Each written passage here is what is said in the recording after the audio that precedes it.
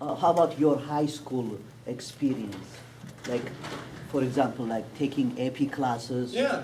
or going like private school versus to public schools.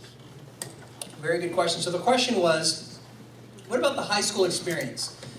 College preparatory classes, AP classes, did you go to public school, private school? So I went to public school. I went to the San Diego High School Academy in Encinitas, and it was a public school. It was a good public school. And in my junior year and in my senior year, I took a good amount of AP classes. So what are AP classes? So AP classes are classes that you can take. You take a test at the end of the year. If you pass it and you do well, you get college credit for the classes. The idea being is that these classes are at a college level. If you were to go to a college and you took a class, you'd cover the same material. That's why they give you college credit for it. And I took a good amount. Looking back, I probably took about 4 to 5 AP classes, things like AP history, AP biology, AP chemistry, AP math, things of that nature. So I actually did that. And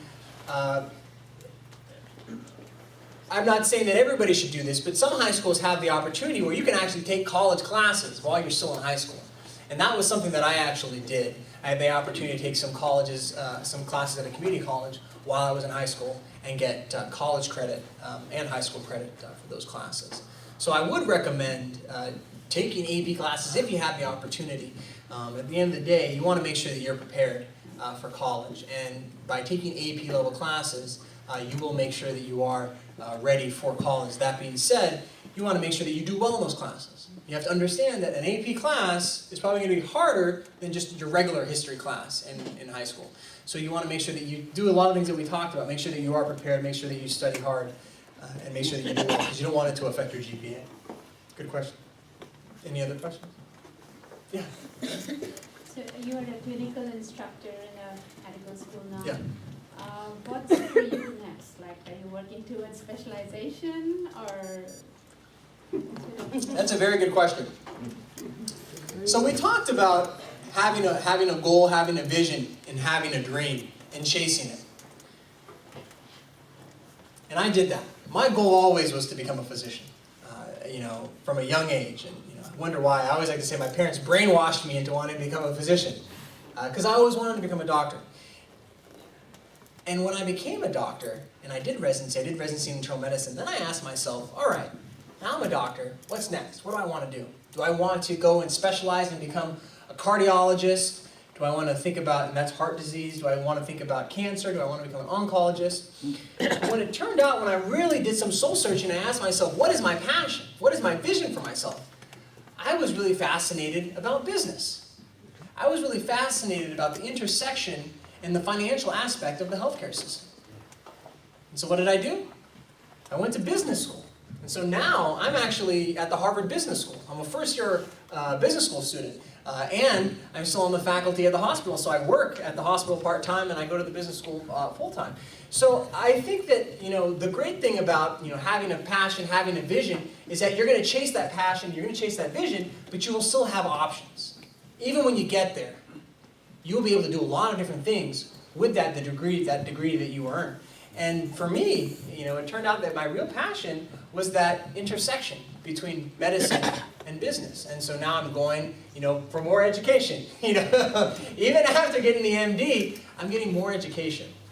And I wouldn't say that I'm doing it because I want to make more money, but it's rather, what do I want to be thinking about on a daily basis? What sorts of things do I want to be struggling with? What do I want to have on my to-do list? This young guy was talking about to-do list. What do I want to have on my to-do list? Always thinking about the to-do list. And it was thinking about, financial projects in medicine. Is it worth it? You have, a new disease that you could treat. What sort of investment are you going to have to make in order to actually effectively treat that disease? And would it make sense for your hospital to do it, or would it make sense for another hospital to do it? And so these are the sorts of things that I wanted to think about. And I talked to a lot of mentors, and I asked them, I talked to a lot of people who had gotten the MD and the MBA, and I asked them, what should I do? These are the sorts of things that I was thinking about. And they encouraged me to kind of pursue this path. And I'm really glad that I made that decision.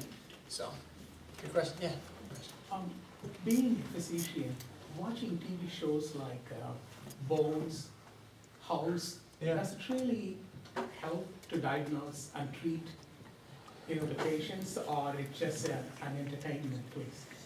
So the question was physician-based television shows. So he mentioned House. Another big one is Grey's Anatomy. It's a drama. I'll tell you this much. Do they mimic reality? Is that what it really looks like? No, it doesn't really look like that. For instance, a prime example is House. If you ever watch that show carefully, so what they do is they find a patient with a disease, they think about it, they prescribe some medicines, right? That's what I do. That's what an internal medicine doctor does. But on House, after they do that, then they say, oh, I think the problem's his liver, let's cut it out. And then they'll start doing surgery. So that's not how it works. You don't have somebody doing all of these things all at once, all right? But what I will say is that, for me, one of my favorite shows growing up was ER. That was when ER was prime, and I swear I wanted to be an ER doctor. And it really fueled my passion to want to become a physician. It was something, gave me something to focus on. So I would say those shows are actually good to fuel that passion, because in reality, being a physician is exciting.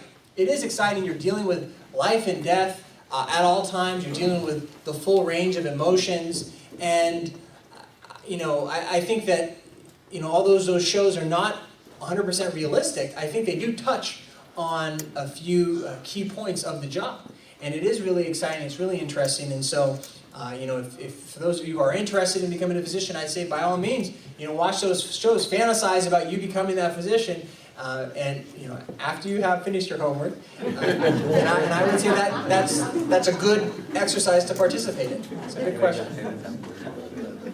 Question, yeah. What kind of kid you were when you were a young boy like this? No, seriously. I mean, the way you come up is fantastic. So, did you listen to your dad and mom? I mean, we have kids. If they listen to, the parents, they will be ahead of the game. But were you like that? How were you when you were a young boy? That's a good question. Maybe I should pass the mic to Dad and Mom. You can probably answer that one a little bit better. I have been told as a kid I was a lot to deal with. So that for you parents, whose kids are a lot to deal with, there's still hope. But I will say that when I did mature, when I got into high school, I really began to see eye to eye with my parents because at that point I could see what my goals were. I knew that I wanted to get into college. I knew that I wanted to become a physician, and so I was able to see more eye to eye with them. But at a younger age, I think it is difficult because kids have to find their own way. They have to kind of find their place in the world. They have a lot of friends who are doing a lot of different things. But I would say to the children, the young people in the audience, your parents are interested in your best interest. I mean, the fact that you are here today is an accomplishment. The fact that your parents have the foresight to say, this guy's going to be talking here and he's going to be speaking the truth. He's been there, he's seen what mistakes people make and what successes people capitalize on, is a huge testament to your parents. So I would like you to take the opportunity to, kids, give your parents a round of applause for bringing you here today.